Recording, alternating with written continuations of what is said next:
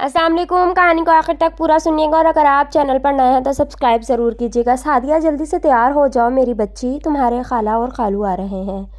सादिया हाथ में किताब ली। अम्मी क्यों?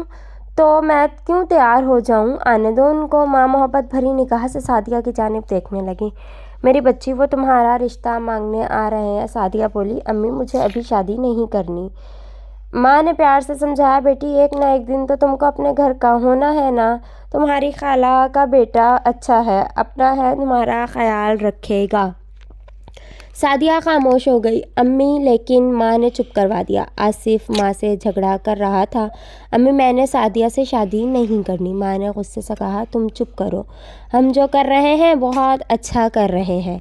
आसिफ गुस्से से चिल्ला रहा था, अम्मी मैं मर भी जाऊँ तो भी सादिया से शादी नहीं करूँगा। माँ भी गुस्से में बोली, शादी तो तुमको करना पड़ेगी। माँ सादिया के घर आई, सादिया को अंगूठी पहनाई गई। सादिया खामोश थी। आसिफ और सादिया खालाजाद थे। सादिया थी तो खूबसूरत, लेकिन आसिफ को अच्छी कहाँ लगती थी। आसिफ कब भला सादिया को अपनी हमसफ़र बनाना चाहता था, लेकिन माँ की ज़िद थी। सादिया ने बीएससी किया था, वो आगे भी पढ़ना चाहती थी, लेकिन शादी की जल्दी थी। सबको सादिया खामोश रही। आसिफ ने घर में तमाशा लगाए रखा था, मैं जहर पी लूँगा लेकिन सादिया से शादी नहीं करूँगा। माँ भी अपनी ज़िद पे कायम थी, तुम चाहे जहर पी लो लेकिन शादी तुम्हारी सादिया से ही होगी। आसिफ चीख चीख कर कह रहा था, अम्मी ऐसा ना करो, लेकिन माँ एक नहीं सुन रही थी। शादी की तैयारियां शुरू होने लगीं। घर में खुशी का समा था। सादिया खुश भी थी, उदास भी। सादिया ने आसिफ को फ़ोन किया, आसिफ बताओ ना मेहंदी वाली रात कौन सा कलर पहनूं। आसिफ ने गुस्से से कहा, सादिया मुझे फ़ोन ना करो, अम्मी से पूछो या जो मर्ज़ी करो। लहजा बहुत कड़वा था। सादिया उदास सी हो गई, भला आसिफ ऐसे क्यों बात कर रहा है। मेहंदी की रात थी, आसिफ शादी नहीं करना चाहता था। आसिफ ने सबके सामने हाथ जोड़े, हम एक साथ खुश नहीं रहेंगे। अम्मी आप ज़िद ना करो। माँ ने आसिफ को अपनी कसम दी, तुमको मेरी कसम है, अगर तुम सादिया से निकाह ना करो तो मेरा मरा मुँह देखोगे। आसिफ खामोश हो गया। कुछ यूँ हुआ, आसिफ की बहन की शादी सादिया के भाई के साथ तय पाई थी। दोनों की शादी एक ही दिन थी। ना चाहते हुए आसिफ ने सादिया को कबूल कर लिया। पहली रात थी, सादिया दुल्हन बनी बैठी हुई थी। आसिफ कमरे में गया। सादिया इंतज़ार कर रही थी आसिफ कोई बात करे। आसिफ कालीन पे लेटकर सो गया। सादिया हैरान थी, आसिफ ने बात तक नहीं की मुझसे। वो उदास हो गई थी। दूसरे दिन भी आसिफ ने सादिया की तरफ नज़र उठा कर भी नहीं देखा था। भला एक औरत के लिए इससे बड़ी अज़ियत भरा लम्हा और क्या हो सकता है। दिन गुजरने लगे। आसिफ घर आता, सादिया से कोई बात ना करता। सादिया खाना लेकर आई। आसिफ ने खाने की प्लेट दीवार के साथ मारी और चिल्लाकर कहने लगा, आज के बाद मेरे लिए खाना ना लेकर आना। इस बार तो ज़बान से मना किया, अगली बार हाथ से समझाऊंगा। सादिया का जिस्म कांपने लगा।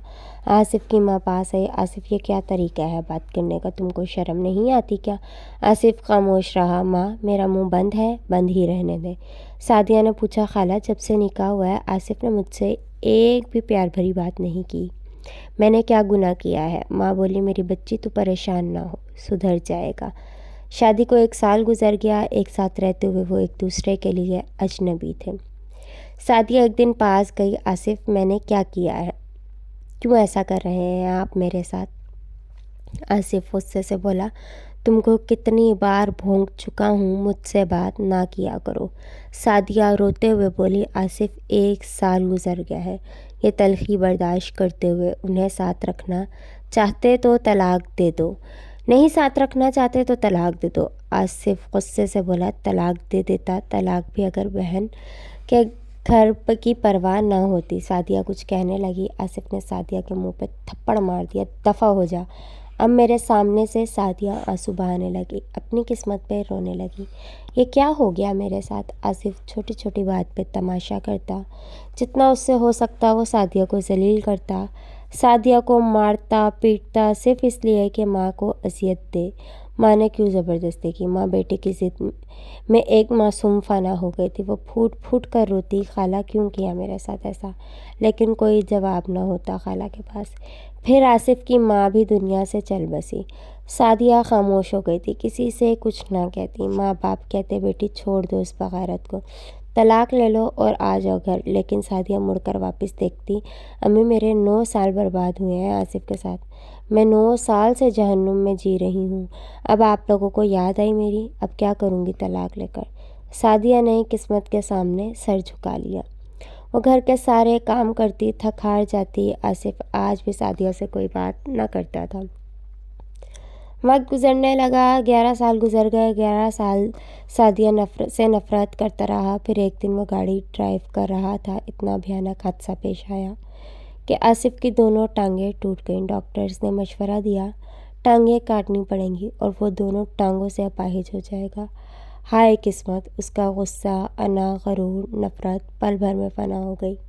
وہ بیڈ پہ پڑا تھا، چیخ رہا تھا۔ سعدیہ کو پتہ چلا، قیامت سے گر گئی اس پہ جب ساتھ نبھانے کا وقت تھا۔ سعدیہ کے امی ابو کہنے لگے، بیٹی چل چھوڑ اب اس اپاہج کو، اس نے کون سا تمہارے ساتھ اچھا سلوک کیا، اس سے جان چھڑا لے اب۔ آصف کا اب کوئی سہارا نہیں تھا۔ آصف سعدیہ کی جانب دیکھنے لگا، ہائے اسے سب ظلم یاد آنے لگے۔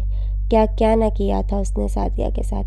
11 سال تڑپاتا رہا تھا، مارتا پیٹتا رہا، آج حالات کیسے بدل گئے۔ سعدیہ کی طرف رحم کی نظروں سے دیکھ رہا تھا۔ سعدیہ کو دیکھ کر ہاتھ جوڑ لیے، بس میں ختم ہو گیا، میری کہانی مکمل ہوئی، میں تم سے نفرت کرتا تھا، آج مجھے سزا مل گئی، ہو سکے تو مجھے معاف کر دینا سعدیہ۔ سعدیہ اتنا سن کر کمرے سے باہر چلی گئی۔ اب اس کے سامنے 2 راستے تھے، شوہر جو 11 سال سے جہنم سی اذیت دے رہا تھا، دوسری جانب بینک میں جاب کرنے والا دوسرا کزن جس کا رشتہ آیا تھا سعدیہ کے لیے۔ سب نے کہا آصف کو چھوڑ دو اب۔ سعدیہ آصف کے پاس گئی۔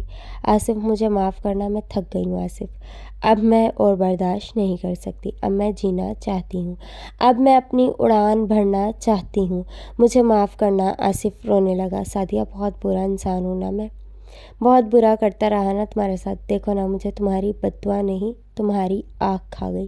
سعدیہ پیار سے بولی، آصف ایک بیوی کبھی اپنے مجازی خدا کے لیے بد دعا نہیں کر سکتی ہے، میں تو آخری سانس تک آپ کی محبت کا انتظار کرتی رہی، لیکن آپ نے مجھے سانس سانس تڑپایا تھا نا آصف، میں بھی انسان ہوں نا، تھک گئی۔ آصف نے ہاتھ آگے بڑھایا، سعدیہ کیا تمہارے ہاتھوں کو جاتے ہوئے میں چوم لوں؟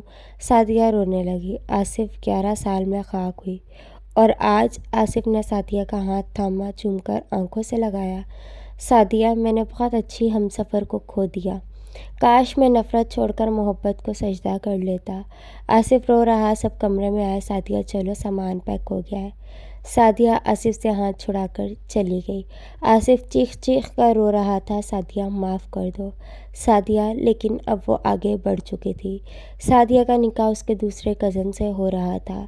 آصف شہنائی کی آواز سن کر رو رہا تھا، ماں کی تصویر سامنے پڑی تھی، آنکھوں میں آنسو تھے۔ غلط فیصلے نے 2 زندگیاں تباہ کر دی۔ اپنی انا، نفرت اور تکبر کو قابو میں رکھ کر کب کہاں کیا ہو جائے خدا جانے۔ اپنی ہمسفر سے جھگڑا نہ کیا کرو، اسے سینے سے لگا کر رکھا کرو، نفرت بھلا دو، محبت سے ہاتھ تھام لو۔ آصف اور سعدیہ کی زندگی فنا ہونے کا ذمہ دار کون تھا؟ کیا آصف کے ساتھ ٹھیک ہوا؟ کیا سعدیہ کو ساتھ نبھانا چاہیے تھا، یا سعدیہ نے آصف کو چھوڑ کر اچھا کیا؟ آپ اپنی رائے کمنٹ باکس میں دے سکتے ہیں۔ اللہ حافظ۔